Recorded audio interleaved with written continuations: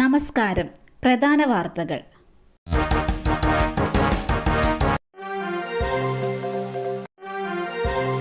Thomas K Thomas ഇനി NCP സംസ്ഥാന president. ചടങ്ങിൽ നിന്ന് വിട്ടുനിന്ന് PC ചാക്കോ. NCPയുടെ സംസ്ഥാന അധ്യക്ഷനായി ചുമതലയേറ്റ് കുട്ടനാട് MLA തോമസ് കെ തോമസ്. ഗ്രൂപ്പ് സഖ്യങ്ങൾ മാറിമറിഞ്ഞ കേരള NCP ഘടകത്തിൽ തോമസ് കെ തോമസ് ഒടുവിൽ പാർട്ടിയുടെ അമരത്തെത്തി. അതും AK ശശീന്ദ്രന്റെ പിന്തുണയോടെ. NCP ഒറ്റക്കെട്ടായി മുന്നോട്ട് നയിക്കും. പാർട്ടിയിൽ നിന്ന് ഒന്നും എടുക്കാനല്ല, കൊടുക്കാനാണ് പ്രവർത്തകർ ശ്രമിക്കേണ്ടതെന്നാണ് പുതിയ അധ്യക്ഷന്റെ ഉപദേശം. അതേസമയം കൊച്ചിയിൽ നടന്ന പരിപാടിയിൽ PC ചാക്കോയുടെ അസാന്നിധ്യം ശ്രദ്ധേയമായി. ആറളത്ത് വീണ്ടും കാട്ടാന ആക്രമണം. കള്ളുചെത്ത് തൊഴിലാളിക്ക് ഗുരുതര പരിക്ക്. ചെടിക്കുളം സ്വദേശി TK പ്രസാദിനാണ് പരിക്കേറ്റത്. പരിക്കേറ്റ പ്രസാദിനെ കണ്ണൂരിലെ മിംസ് ആശുപത്രിയിൽ പ്രവേശിപ്പിച്ചിരിക്കുകയാണ്. ഫാമിലെ 3-ാം ബ്ലോക്കിൽ വെച്ചാണ് സംഭവം. പ്രസാദിന്റെ വാരിയലുകൾക്കാണ് പരിക്കേറ്റിരിക്കുന്നത്.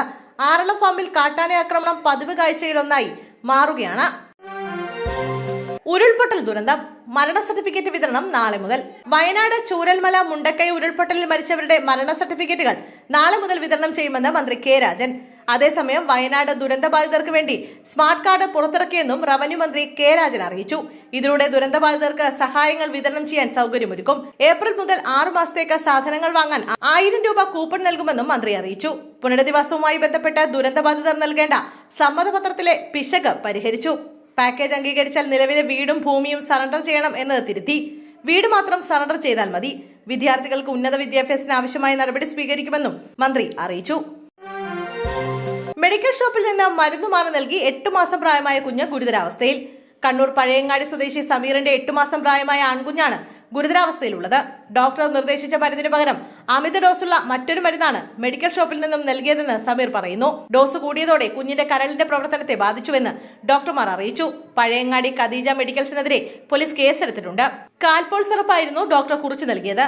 എന്നാൽ മെഡിക്കൽ ഷോപ്പിൽ നിന്നും പകരം നൽകിയത് കാൽപോൾ ഡ്രോപ്സ് ആയിരുന്നു. മരുന്ന് ഉപയോഗിച്ചതോടെ കരളിന് അസുഖം ബാധിച്ച കുട്ടി ഗുരുതരാവസ്ഥയിൽ ചികിത്സയിലാണ്. IPS ഉദ്യോഗസ്ഥൻ ചമഞ്ഞ തട്ടിപ്പ്. യുവാവ് പിടിയിൽ. IPS ഓഫീസർ ചമഞ്ഞ യുവതിയിൽ നിന്നും പണവും വാഹനവും തട്ടിയെടുത്തയാൾ പിടിയിൽ. ബാംഗ്ലൂരിൽ രജിസ്റ്റർ ചെയ്ത കേസിൽ കൊച്ചി പോലീസാണ് വിപിനെ പിടികൂടിയത്. തട്ടിപ്പ് കേസുകളിൽ പ്രതിയായ വിപിൻ ഇടപ്പള്ളിയിൽ ഒളിച്ചു താമസിക്കുകയായിരുന്നു. യുവാവ് യുവതിയിൽ നിന്നും തട്ടിയെടുത്ത കാറും പോലീസ് പിടിച്ചെടുത്തു. നിരവധി തട്ടിപ്പ് കേസുകളിൽ പ്രതിയാണ് വിപിൻ. പ്രതിയെ ഉടൻ ബംഗളൂരു പോലീസിനെ കൈമാറും. ഗുരുവായൂരിൽ IPS ഉദ്യോഗസ്ഥൻ ചമഞ്ഞ് ബാങ്കിനെ കബളിപ്പിച്ച വായ്പയെടുത്ത കേസിൽ 2019 വിപിനെയും അമ്മയെയും പോലീസ് അറസ്റ്റ് ചെയ്തിരുന്നു.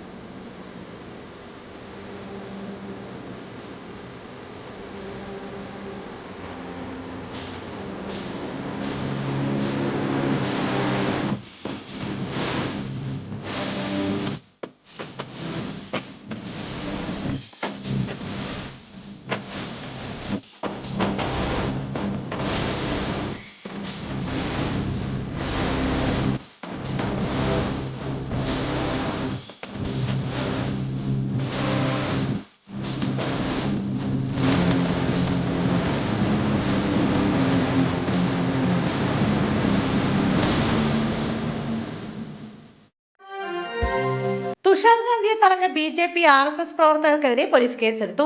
നെയ്യാറ്റിൻകരയിൽ ഗാന്ധിജിയുടെ കൊച്ചുമകൻ തുഷാർ ഗാന്ധിയെ തടഞ്ഞ സംഭവത്തിൽ RSS BJP പ്രവർത്തകർക്കെതിരെ കേസ്. നെയ്യാറ്റിൻകര പോലീസാണ് സ്വമേധയാ കേസെടുത്തത്. വിഷയത്തിൽ ജനാധിപത്യപരവും നിയമപരവുമായ നടപടി ഉണ്ടാകുമെന്ന് മുഖ്യമന്ത്രി വ്യക്തമാക്കിയതിന് പിന്നാലെയാണ് കേസെടുത്തിരിക്കുന്നത്. വഴി തടഞ്ഞതിനും തുഷാർ ഗാന്ധിക്കെതിരെ മുദ്രാവാക്യം വിളിച്ചതിനുമാണ് കേസെടുത്തിരിക്കുന്നത്. അപമര്യാദയായി പെരുമാറിയെന്ന് KSU വനിതാ നേതാവിന്റെ പരാതി. കോൺഗ്രസ് നേതാവിനെതിരെ കേസ്. കർഷക കോൺഗ്രസ് മീഡിയ സെൽ സംസ്ഥാന കോർഡിനേറ്ററും Kayamkulam south block Congress committee vice പ്രസിഡന്റുമായ ഭരണിക്കാവ് രാജേഷിനെതിരെയാണ് കേസെടുത്തത്.